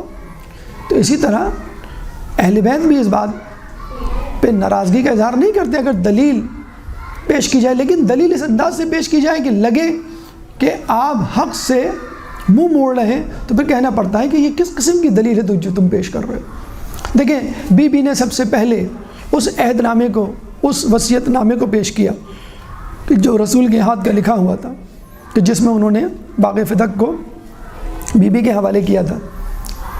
فدق کی زمین کے جو سربراہ تھے فدق کے، اس کے رئیس نے رسول اللہ سے باقاعدہ معاہدہ کیا اور آدھی زمین رسول اللہ کو دے دی، اور یہ کہا کہ جو آدھی زمین ہم آپ کو دے رہے ہیں اس پہ زراعت بھی ہم کریں گے، محنت ہم کریں گے، فصل ہم اگائیں گے، اس کی مزدوری اجر ہمیں دے دیے گا، باقی پروفٹ آپ کا۔ تو باقاعدہ ایک بقالہ جسے کہتے ہیں نا کہ ایگریمنٹ لکھ کے دیا تھا۔ اور جی اس کے بعد جب رسول اللہ کو حکم دیا گیا کہ اپنے قرابت داروں ان کا حق دے دو، تو رسول اللہ نے نیچے ایک فٹ نوٹ لکھ دیا اسی تحریر کے نیچے کہ میں یہ زمین فاطمہ کو ہبہ کرتا ہوں، یہ تمہاری ماں کا مہر ہے جو میں آج دے رہا ہوں۔ یعنی جناب خدیجہ کا احسان اتارا تھا انہوں نے یہ دیکھا، نبی کسی کا احسان اپنے اوپر نہیں رکھتا۔ تو یہ وہ ڈاکیومنٹ تھا، یہ وہ دستاویز تھی جو بی بی نے پیش کی تھی، جس کے بارے میں کہا جاتا ہے اس پہ تھوکا گیا، اس کو پھاڑا گیا، اور پھر جو ہے بی بی کی جو جنہیں کہتے ہیں کہ گواہی کو جھٹلایا۔ پھر بی بی نے بطور میراث اپنا مقدمہ لڑنے کی کوشش کی کہ اگر تم سمجھتے ہو کہ یہ جھوٹ ہے، نعوذ باللہ، یعنی تم کس کو جھٹلا رہے ہو؟ کہ جو مباہلے میں گواہی دینے گئے تھے عیسائیوں کے خلاف، تم ان کو جھٹلا رہے ہو۔ چلو ٹھیک ہے، تو کم از کم بطور میراث ہی مجھے دے دو۔ پھر انہوں نے قرآن کی آیات پڑھی. سب سے پہلے انہوں نے سلیمان علیہ السلام کی وراثت کا تذکرہ کیا کہ انہوں نے داؤد سے میراث لی. ووارثا سلیمان داؤدا، سورہ نمل آیت نمبر 16. سورہ نمل قرآن کا 27واں سورہ ہے، چیپٹر 27 ورس نمبر 16، کہ وارث داؤد کے وارث بنے. پھر انہوں نے زکریا علیہ السلام کی دعا کا تذکرہ کیا کہ جس میں زکریا علیہ السلام اللہ تعالیٰ سے دعا کر رہے ہیں کہ مجھے ایک بیٹا عطا فرما جو میری میراث کا وارث بنے اور آل یعقوب کی. یرثنی و یرث من آل یعقوب، سورہ مریم آیت نمبر 6. سورہ مریم قرآن کا 19واں سورہ ہے، چیپٹر 19 ورس نمبر 6. پھر اس کے بعد عمومی طور پہ جو اللہ تعالیٰ حکم دیتا ہے وصیت کا، یوصیکم اللہ فی اولادکم، اللہ تعالیٰ تمہیں حکم دیتا ہے فی اولادکم، اپنی اولاد کے لیے وصیت کرنے کا. سورہ نساء آیت نمبر 11، چیپٹر 4 ورس نمبر 11.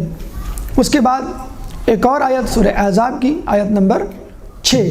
سورہ احزاب قرآن کا 33واں سورہ ہے، چیپٹر 33 ورس نمبر 6، کہ اولی الارحام بعضهم اولا ببعض، کہ تمہارے رحم میں پلنے والے یعنی تمہارے رشتہ دار اقربا فوقیت رکھتے ہیں دیگر بعض لوگوں پر. بی بی نے 4 آیات پہ در پہ پیش کی، اس کے مقابلے میں ایک آیت پیش نہیں کی گئی.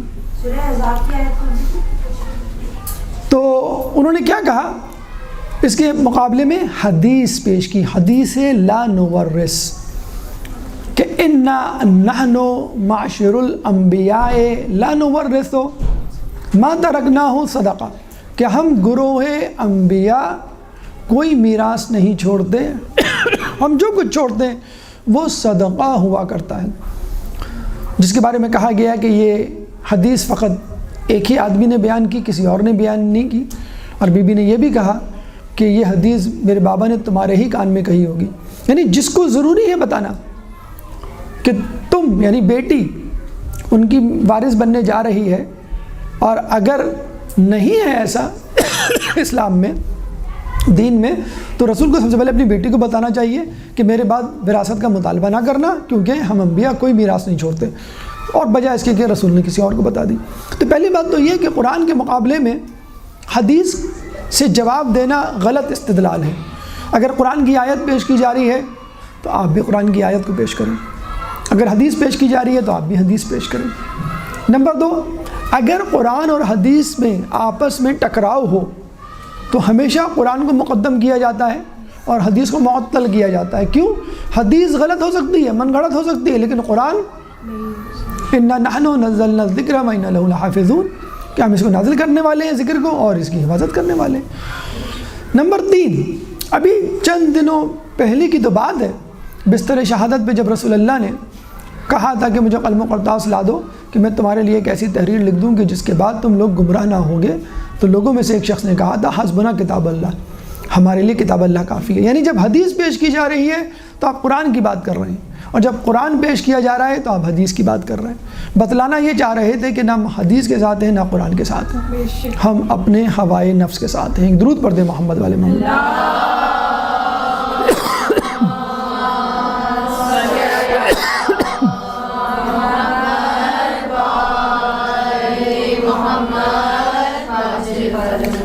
یہ بات وہی شخص کر سکتا ہے، یعنی حدیث کے مقابلے میں قرآن اور قرآن کے مقابلے میں حدیث، کہ جو اپنے ہوائے نفس کا شکار ہو چکا ہو. بی بی نے کہا کہ کیسا سرپرست ہے تمہارا اور کیسے رفیق ہیں تمہارے. دیکھیے، جب اللہ تعالیٰ کے مقرر کردہ بندوں کو لوگ چھوڑ دیتے ہیں تو پھر لوگوں کو شیطان ہائی جیک کر لیتا ہے، شیطان اغوا کر لیتا ہے. جب اللہ کی ولایت سے نکل جاتے ہیں، اللہ کے ولی کی ولایت سے نکل جاتے ہیں، تو شیطان آپ کو اپنی ولایت میں شامل کر لیتا ہے، خالی آپ نہیں رہتے ہیں. سورہ بقرہ آیت نمبر 257، چیپٹر 2 ورس نمبر 257، اور سورہ بقرہ کی آیت الکرسی جو مشہور آیت ہے جو آپ پڑھتے ہیں 3 پارے میں، کہ اللہ ولی الذین آمنوا یخرجہم من الظلمات الی النور والذین کفروا اولیاؤہم الطاغوت یخرجونہم من النور الی الظلمات. تو پہلے کیا کہا گیا؟ اللہ ولی الذین آمنوا یخرجہم من الظلمات الی النور، اللہ ان لوگوں کا ولی ہے کہ جو ایمان لائے اور وہ ان لوگوں کو ظلمت سے نور کی طرف لاتا ہے۔ یعنی نشانی ہے یہ، اگر آپ کو معلوم کرنا ہو کہ میرا ولی اللہ ہے کہ نہیں، تو آپ یہ نوٹ کیجئے کہ آپ نیکی سے بدستور قریب ہو رہے ہیں یا نہیں، گناہوں سے دور ہو رہے ہیں یا نہیں۔ اور اگر اس کا الٹا ہو، والذین کفروا اولیاؤہم الطاغوت یخرجونہم من النور الی الظلمات، اور جن لوگوں نے کفر کیا یعنی انکار کیا، ان کا ولی کون ہے؟ طاغوت۔ طاغوت یعنی ہر وہ شے، ہر وہ چیز جو خدا کے مقابلے میں آئے، شیطان بھی ہو سکتا ہے، وہ انسان بھی ہو سکتا ہے۔ اور اس کی نشانی کیا ہے؟ یخرجونہم من النور الی الظلمات، وہ انسان کو نور سے ظلمات کی طرف لے کے جاتا ہے، وہ انسان کو صراط مستقیم سے گمراہی کی طرف لے کے جاتا ہے، وہ انسان کو نیکیوں سے گناہوں کی طرف لے کے جاتا ہے۔ جب آپ چیک کر لیجئے، اگر آپ معلوم کرنا چاہتے ہیں میں کس کی ولایت میں ہوں، میں شیطان کی ولایت میں ہوں کہ میں خدا کی ولایت میں ہوں، اگر آپ بدستور نیکیاں کرتے چلے جا رہے ہیں، خدا سے قریب ہوتے چلے جا رہے ہیں اور گناہوں میں کمی ہوتی چلی جا رہی ہے، تو بس آپ نے اپنا نفس اللہ کی ولایت میں دے دیا۔ اور اگر آپ بدستور گناہ کی طرف چلتے چلے جا رہے ہیں، نیکیوں میں کمی ہوتی چلی جا رہی ہے، تو آپ کا نفس شیطان کی ولایت میں آ چکا ہے۔ اور ایک عجیب روایت ہم کو علامہ مجلسی کی کتاب حیات القلوب قصص الانبیاء میں ہمیں ملتی ہے کہ ہر نبی کے ساتھ 2 شیطان ہوا کرتے ہیں کہ جو اس نبی کے جانے کے بعد دین میں گمراہی اور فتنہ پیدا کرتے ہیں۔ نوح علیہ السلام کے ساتھ فنتینوس اور حزام 2 شیطان تھے۔ اسی طرح ابراہیم علیہ السلام کے ساتھ ردام اور کمیل 2 شیطان تھے۔ اسی طرح موسیٰ علیہ السلام کے ساتھ سامری اور مراقبہ، میم رے عین قاف بے الف 2 شیطان تھے۔ اسی طرح عیسیٰ علیہ السلام کے ساتھ مولوس اور مریسان، یہ 2 شیطان تھے۔ یعنی جو دین کے لبادے میں لوگوں کے ساتھ رہتے تھے اور جب ان کو موقع ملتا تھا وہ منافقت کا بھرپور مظاہرہ کرتے، اپنے کینے کا، جیسے سامری اپنے زمانے میں بہت متقی پرہیزگار اور آل یعقوب میں سے تھا، یعقوب علیہ السلام کا پوتا تھا، لیکن جب موسیٰ علیہ السلام نے ہارون کو اپنا خلیفہ بنایا تو حسد کی آگ اس کے دل میں امڈ آئی اور اس نے اپنے نبی ہونے کا اعلان کر دیا اور بچڑے کو خدا بنا ڈالا۔ تو بی بی نے یہی کہا کہ کس طرح کی سرپرستی ہے تمہاری اور کس طرح کے رفیق ہیں، ذرا دیکھو تو۔ اور پھر اس کے بعد یہ کہا اگلا پیغام کہ کیا وہ شخص جو راہ حق پر ہے تمہیں ہدایت دینے کا روادار ہے، سزاوار ہے، یا وہ شخص جو خود گمراہ ہے، جس کو خود نہیں معلوم کہ میں سیدھی راہ پہ چل بھی رہا ہوں کہ نہیں۔ آپ لوگوں کے تعصفات بستر مرگ پہ تاریخ کی کتابوں میں پڑھ لیجئے۔ میں فاطمہ کے گھر کا دروازہ نہ کھولتا اگرچہ وہ اس کو جنگ کے لیے بند کرتی۔ لوگوں کے تعصفات سنیے کہ کاش میں امر خلافت کسی اور کے حوالے کر دیتا، اور ایک اور شخص کے آخری کلمات بستر مرگ میں سنیے، فزت برب کعبہ، کہ خدا کی قسم میں کامیاب ہو گیا۔ تو آخری کلمات انسان کے بتلا دیتے ہیں کہ آپ نے اپنی زندگی اللہ کی ولایت میں گزاری یا آپ نے اپنی زندگی طاغوت کی ولایت میں گزاری۔ ایک درود پڑھ دیں محمد والے محمد۔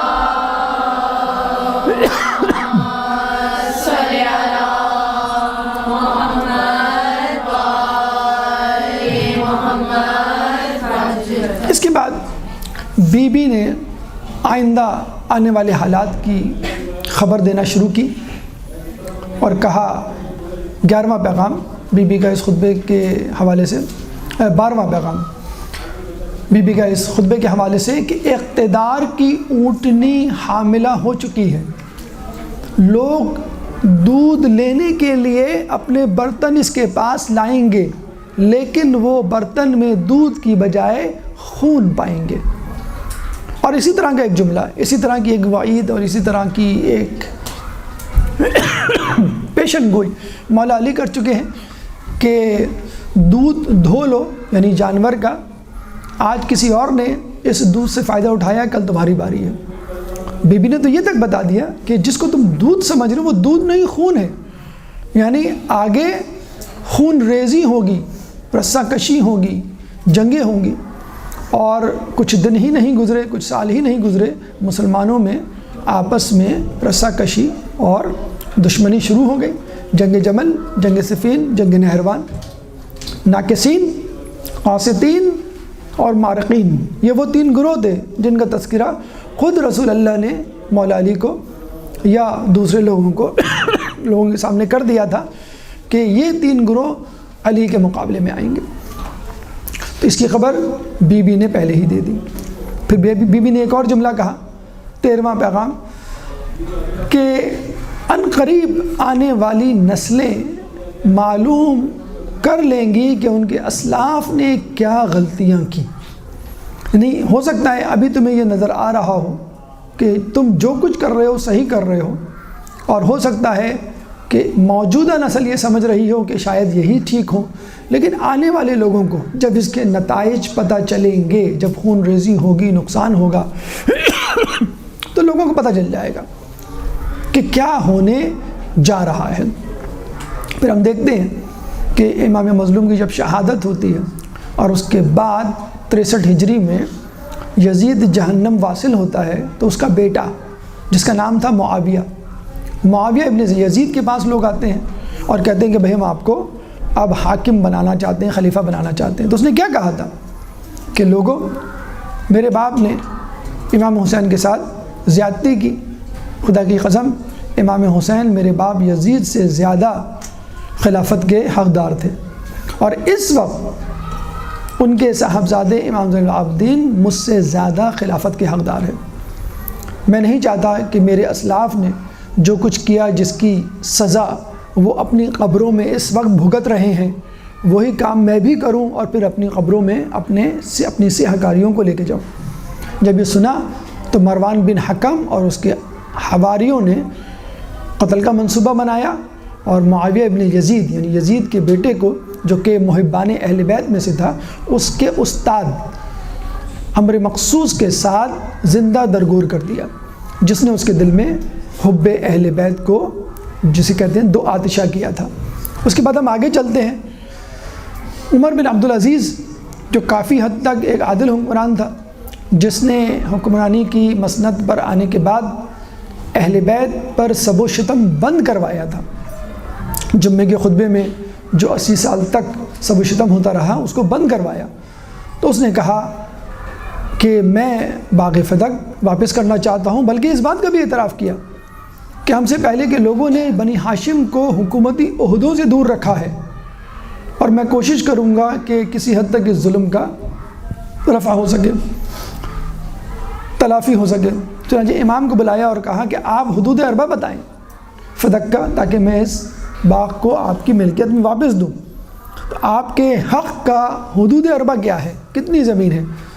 تو امام نے جو حدود اربع بتایا وہ تمام مملکت اسلامیہ کا حدود اربع تھا، اور وہ یہ سن کے ہکا بکا رہ گیا۔ یعنی گویا امام بتلانا چاہ رہے تھے فقط فدق ہمارا نہیں ہے، تمام مملکت اسلام ہماری ہے، ہم اس پوری زمین کے مالک ہیں، اس پوری مملکت اسلامیہ کے خلیفہ ہیں، جس کا اعادہ اور جس پہ احتجاج بی بی نے کیا تھا باغ فدق کے تذکرے کو ضمنی طور پہ کرنے کے بعد۔ یعنی باغ فدق کا تذکرہ یوں سمجھ لیجئے ایک مقدمہ تھا، ایک تمہید تھی، اصل گفتگو، اصل خطبہ تو بی بی نے اسی خلافت کے حوالے سے دیا ہے۔ اور پھر سب سے آخر میں 14واں پیغام جو بی بی نے دیا، اس میں آنے والے انجام کی خبر کہ آئندہ ہونے والا کیا ہے۔ لوگوں تیار رہو، ظالم تم پر حملہ کریں گے، مطلق العنانی کریں گے، بیت المال میں تصرف کریں گے، اور تمہاری نسل کشی کریں گے۔ اور پھر یہی ہوا 63 ہجری یعنی کربلا کے واقعے کے 2 سال بعد۔ کہتے ہیں نا کہ یزید کو خدا نے معاف کر دیا، اس نے جو ہے اہل بیت کو بڑی عزت و احترام سے واپس کر دیا۔ 61 ہجری میں کربلا ہوا، 62 ہجری میں مدینہ پہ حملہ ہوا، اور 63 ہجری میں خانہ کعبہ پہ حملہ ہوا۔ 3 سال یزید کی حکومت، 3 سیاہ کارنامے، اہل بیت کا قتل، ان پہ ظلم، اور اس کے بعد مسجد نبوی اہل مدینہ پہ ظلم، جس کے بارے میں رسول اللہ نے کہا تھا کہ اہل مدینہ کو ڈرانے والے پر اللہ کی لعنت ہو۔ اس کے بعد خانہ کعبہ پر حملہ۔ جب اہل مدینہ نے کربلا کا واقعہ سنا تو وہ بہت غم و غصے میں مبتلا ہوئے اور یزید کے مقرر کردہ گورنر کو ہٹا کے اپنا گورنر جو ہے انہوں نے مقرر کر دیا۔ عثمان بن محمد کو ہٹا کے ابن حنظلہ کے بیٹے کو وہاں مقرر کر دیا۔ جب یزید کو پتہ چلا کہ مدینے والوں نے اپنا آدمی جو ہے وہاں پہ مقرر کر دیا ہے تو مسلم بن عقبہ کی سرکردگی میں سالہ رہی میں ایک لشکر بھیجا 3000 پر مشتمل، اور مدینے سے باہر ایک علاقہ ہے حرہ، وہاں پہ انہوں نے قتل و غارت شروع کی اور پھر مدینے میں آئے۔ مدینہ کو مسلم بن عقبہ نے اپنے ساتھیوں اپنے سپاہیوں کے لیے 3 دن تک مباح کر دیا۔ 10,000 اصحاب کا قتل ہوا جس میں 700 حفاظ شامل تھے، 1000 صحابیات کے ساتھ زیادتی ہوئی۔ 3 دن تک مسجد نبوی میں نماز نہیں ہوئی، گھوڑوں اور گدھوں کی نجاست مسجد نبوی کے فرش پہ پڑی رہتی تھی، 3 دن تک نماز معطل رہی۔ سعید ابن جبیر فرماتے ہیں کہ میں مسجد نبوی میں رسول اللہ کی قبر کے پاس بیٹھا ہوتا تھا، جب نماز کا وقت آتا تھا تو قبر رسول سے اذان کی آواز بلند ہوتی تھی، اور اگر کوئی شخص مجھے مارنے کے لیے آتا تو میں مجنون بن جاتا۔ تو یہ وہ مطلق العنانی تھی، یہ وہ نسل کشی تھی کہ جو یزید نے روا رکھی اور جس کی خبر بی بی سیدہ نے پہلے ہی دے دی۔ پھر آخر میں بی بی نے اپنے خطبے کو ختم کرتے ہوئے لوگوں کی روش، لوگوں کے رویے اور لوگوں کی بے وفائی کو دیکھتے ہوئے انہوں نے سورہ ہود کی آیت نمبر 28 کی تلاوت کی کہ انلزمکموہا ولو انتم کارہون، ہم تم کو صراط مستقیم پر نہیں لا سکتے اگر تم خود ہی اس سے کراہیت کر رہے ہو۔ جیسے کہ قرآن میں ملتا ہے لا اکراہ فی الدین، کہ دین میں کوئی جبر نہیں ہے۔ اہل بیت، انبیاء اور مرسلین فقط دعوت دیتے ہیں، وہ تلوار کے زور پر اسلام کو قبول نہیں کرواتے۔ تب بی بی نے جب ان کے تیور دیکھ لیے تو کہا کہ مجھے معلوم ہے کہ تم لوگ میری بات نہیں مانو گے کیونکہ تم دل سے اس بات کو ناپسند کرتے ہو۔ اللہ تعالیٰ سے دعا ہے کہ ہمیں اہل بیت کے دامن سے ہمیشہ ہمیشہ متمسک رہنے کی توفیق عطا فرما، اہل بیت کی تعلیمات پر عمل کرنے کی توفیق عطا فرما، اور ان کے دشمنوں سے براعت کا اظہار کرنے کی توفیق عطا فرما، جو کچھ پڑھا سنا اس پہ عمل کرنے کی توفیق عطا فرما، جو پریشان حال ہیں ان کی پریشانی کو دور فرما، جو بے روزگار ہیں ان کو رزق حلال عطا فرما، جو زندان میں ہیں ان کو رہائی عطا فرما، جو گمشدہ ہیں ان کو اپنے پیاروں سے ملا۔ مسلمان دنیا میں جہاں جہاں ظلم و ستم کا نشانہ بنے ہوئے ہیں، خصوصی طور پہ یمن، فلسطین، کشمیر و شام کے مسلمانوں سے ظلم و ستم کو دور فرما، امام کے ظہور میں تعجیل فرما، اور ہمیں ان کے انصار و اعوان میں شامل فرما۔ ربنا تقبل منا انک انت السمیع العلیم وتب علینا انک انت التواب الرحیم برحمتک یا ارحم الراحمین۔